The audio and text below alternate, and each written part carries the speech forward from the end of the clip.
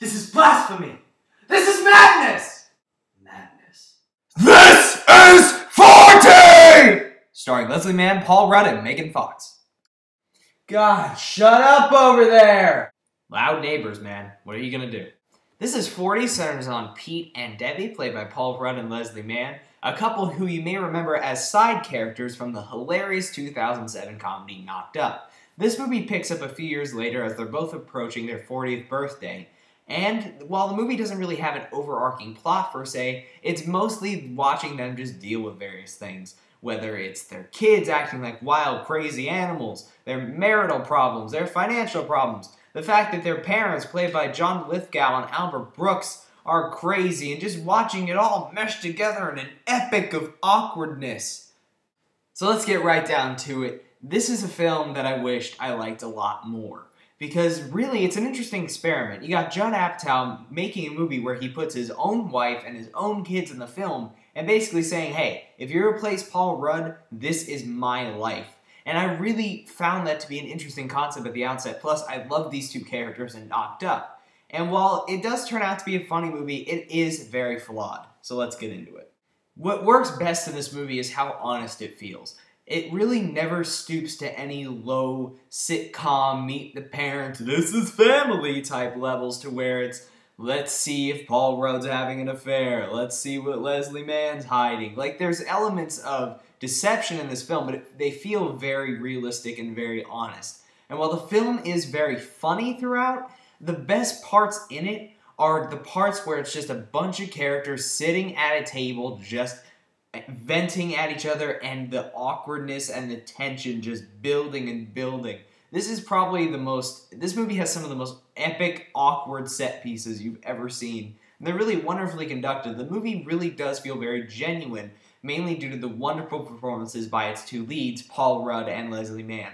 Paul Rudd's always just amazingly likable in everything he does, and he brings that to this. And while Leslie Mann's character is not quite that, which I'll get to in a minute, she manages to turn in a good performance too, and the two are very affable in not only the comedic sequences, but in the dramatic ones as well.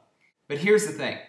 This movie is like hanging out with a good friend of yours and having him vent to you all the problems in his life.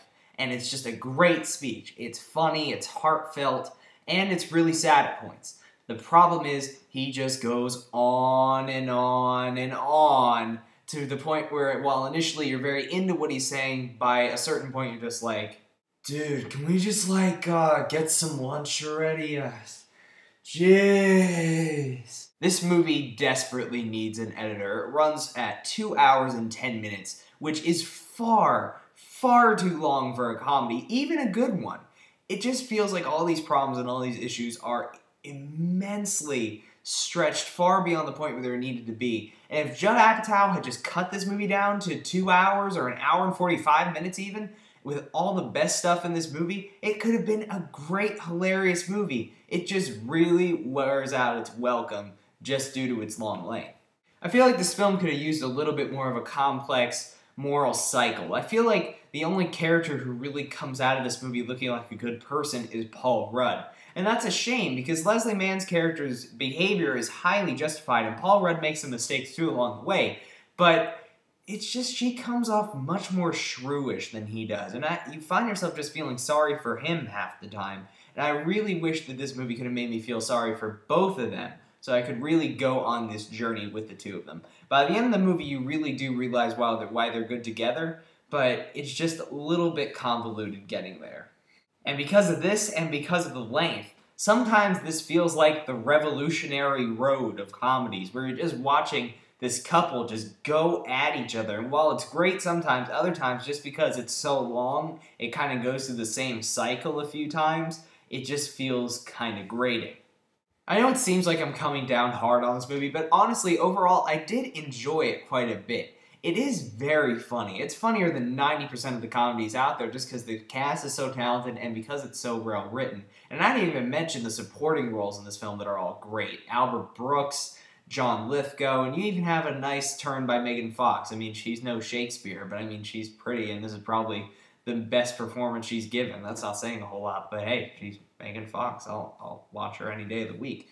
But it's just it's too long. It feels bloated, and at times it just feels like it's going around in circles. And I really feel like Apatow needed to trim this down to its bare essence. And if he had done that, this could have not only been a good movie, it could have been a great movie. But as it is, it's an okay comedy you should check out on DVD if you have 2 hours and 10 minutes to spare. But it's not something you need to run out to the theater to see. And with that, I give This Is 40 2.5 stars out of 4. And that was my review of This Is 40. I hope you enjoyed it. If you did, please subscribe to my channel. I would really appreciate it. And until next time, I'm Michael Fairbanks.